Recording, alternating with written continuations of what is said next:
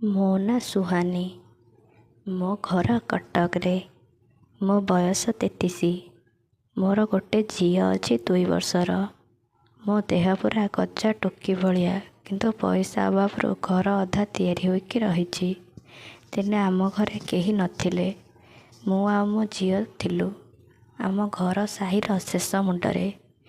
ଏକାଣା ମୁଣ୍ଡରେ ନିଛାଟିଆ ଜାଗାରେ ଘର ଥିବାରୁ ଘରକୁ କିଏ ଆସିଲେ ବି କିଛି ଜଣାପଡ଼େନି। ମୋର ମନେ ଅଛି, ସେଦିନ ରାତି ପ୍ରାୟ 11:30 ବେଳକୁ ମୁଁ ମୋ ଝିଅକୁ କ୍ଷୀର ପିଆଉଥିଲି। ସେତିକି ବେଳକୁ ବୋଧେ ଆମ ଘର ଭିତରକୁ କିଏ ପଶି ଆସିଥିଲା ପରି ମୋତେ ଲାଗୁଥିଲା ଯେମିତି କି ଆମ ଘର ଭିତରେ ଫୁସ୍ଫୁସ୍ ହେଇକି କଥା ହେଉଛି।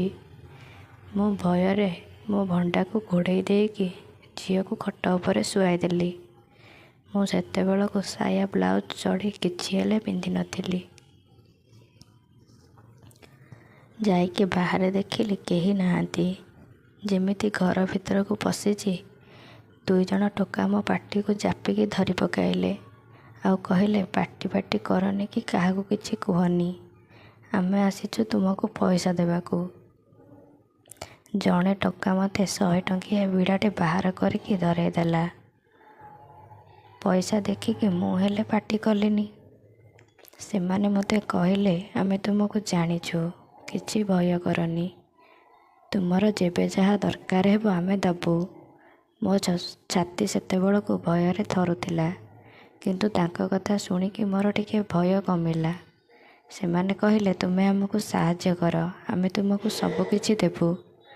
ସେମାନେ ମୋତେ କହିଲେ, ତୁମର ଯେତେବେଳେ ପଇସା ଦରକାର ହେବ ଆମେ ଆଣିକି ଦେବୁ। ତୁମେ ଆମକୁ ଖାଲି ମଝିରେ ଟିକେ ଖଡ଼ି ଛୁଆଇବାକୁ ଦେବ। ମୁଁ ସେଇଠୁ ଜାଣିଦେଲି ଯେ ଏମାନେ ଚୋରି କରିବାକୁ ଆସିନାହାନ୍ତି।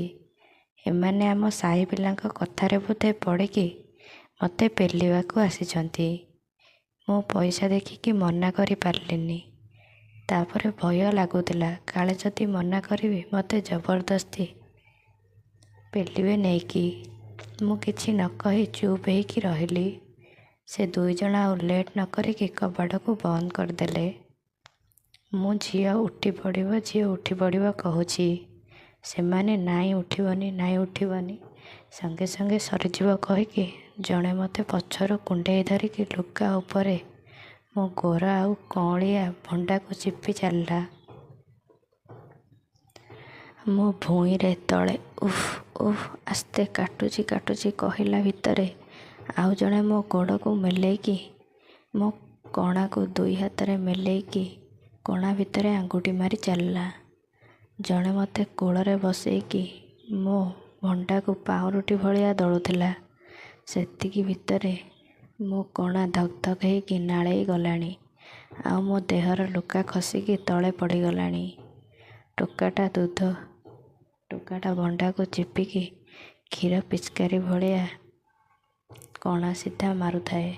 ଆଉ ଜଣେ ପ୍ୟାଣ୍ଟ ଖୋଲି ଦେଇକି କଦଳୀକୁ ହଲର କରିକି କଣାରେ 2ଟା ଆଙ୍ଗୁଠି ପସେଇକି ଘାଲି ଚାଲିଥାଏ। ଯେଉଁ ଟୋକା ମୋ କଣାରେ ଆଙ୍ଗୁଠି ମାରୁଥିଲା, ତା କଦଳୀ ଦେଖିକି ମୁଁ ଛାନିଆ ହେଇଗଲି।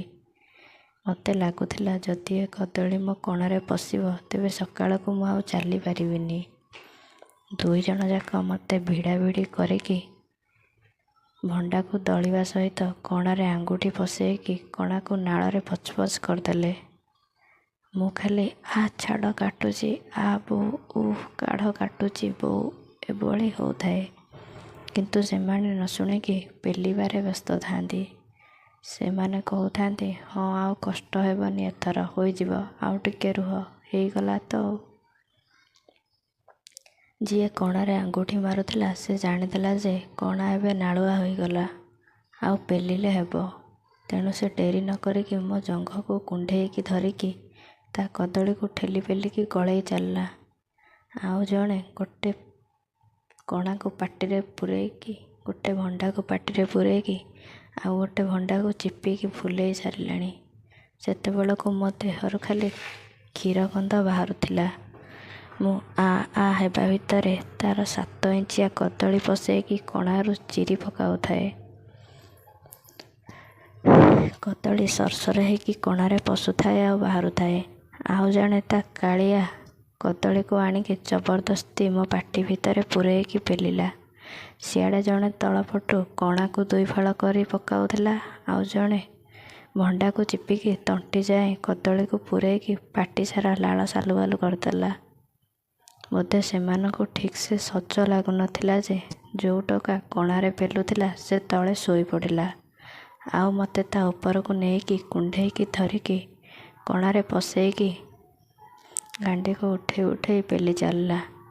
ଯିଏ ମୋ ପାଟିରେ ପସେଇକି ପେଲୁଥିଲା ସେ ଆସିକି ମୋ ଉପରେ ଶୋଇକି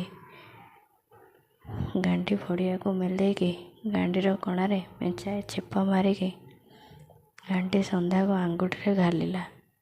ଗାଣ୍ଡି ଯେମିତି ନାଳୁଆ ହୋଇଗଲା ଗାଣ୍ଡି କଣାରେ କଦଳୀକୁ ଠେସିକି ଗାଣ୍ଡିରେ ପୂରେଇଲା। ମୋ ଝିଅ ସିଆଡ଼େ ଖଟ ଉପରେ ଶୋଇଥିଲା। ଦୁଇଟା କଦଳୀ ଏକାଥରେ ଗୋଟେ କଣାରେ ଆଉ ଗୋଟେ ପଛରେ ପଶିବାରୁ ମୋ କଣା ପୁରା ରୁନ୍ଧି ଯାଉଥିଲା। ତାପରେ ଜଣେ ମୋତେ ଉପରକୁ ମୁହଁ କରିକି ତା ଉପରେ ଶୋଇବାକୁ କହିଲା, ଆଉ ଟାଣିକି ତା ଉପରେ ଶୁଆଇଦେଲା। ତଳେ ଯିଏ ଶୋଇଥିଲା ସେ ମୋ ପଛରେ ପସେଇକି ପେଲିଲା, ଆଉ ଜଣେ ମୋ ଉପରେ ଶୋଇକି କଣାରେ ପେଲିଲା। ମୋ କଣା ନରମ ହୋଇଥିବାରୁ କଣାର ପୁରା ଭିତରକୁ ବୁଲି କଦଳୀ ପଶୁଥିଲା, ଆଉ କଣାରୁ ଖାଲି ପଚ୍ ପଚ୍ ସାଉଣ୍ଡ ହେଉଥିଲା। ନାଳ ଲାଗିକି ପାଣିଆ ହୋଇଯାଉଥିଲା। ମୋ ପାଟିରୁ ଖାଲି ଆ ଆ ଉ ଉ ସାଉଣ୍ଡ ଆସୁଥାଏ। ମୁଁ ସେମାନଙ୍କ ଉପରେ ପଡ଼ିକି ଦୋହଲି ଚାଲିଥାଏ। ଦୁଇ ଜଣ ଯାକ ମୋତେ କୁଣ୍ଢେଇକି ଧରିକି ଫଟେଇକି ପେଲିଲେ। ମୁଁ ଯେମିତି ଆ ଆ ହେଇକି ଚିଲେଇଲି, ସେମାନେ ଆହୁରି ଜୋରରେ ପେଲିଲେ। ଏମିତି ପେଲାପେଲି ଭିତରେ ମୋ ଦେହ ହାତ ଖାଲି ଝିମା ମାରି ଯାଉଥିଲା, ଆଉ ଛାତି ଭିତରୁ ପେଲାପେଲିର ମଜା ଆସିଯାଉଥିଲା। ମୁଁ ହେଲେ ମଝିରେ ମଝିରେ କଣାକୁ ଟିଙ୍ଗେଇଲା ପରି କରିକି କଦଳୀକୁ ସାଇଜରେ ଭିତରେ ପଶିଲା ଭଳି ଦେଖାଉଥାଏ। ତାପରେ 15 ମିନିଟ୍ ହେବ ଏମିତି ଦୁଇ ଜଣ ଯାକ ମୋତେ ରହି ରହି ପେଲି ଚାଲିଥାନ୍ତି। ଯେମିତି ମୋ କଣାରୁ ପାଣି ବାହାରିବାକୁ ଲାଗିଲା ମୁଁ ଚିଲେଇଲି, ଆଉ ସେ ସୁଇଚ୍ ଅନ୍ ହେଲେ। ପେଲି ପେଲିକି ତାଙ୍କ ଅଠା ବାହାର କରିଦେଲେ। ଜଣେ ତା କଦଳୀ ପଛରେ ପଶେଇକି ରଖିଥାଏ, ଆଉ ସେ ପଛ ଭିତରେ ସବୁ ଅଠା ଛାଡ଼ିଦେଲା। ଆଉ ଜଣେ କଣାରେ ପଶେଇକି ମୋତେ କୁଣ୍ଢେଇକି ଧରିକି କଣା ଭିତରେ ସବୁ ମସଲା ଛାଡ଼ିଦେଲା।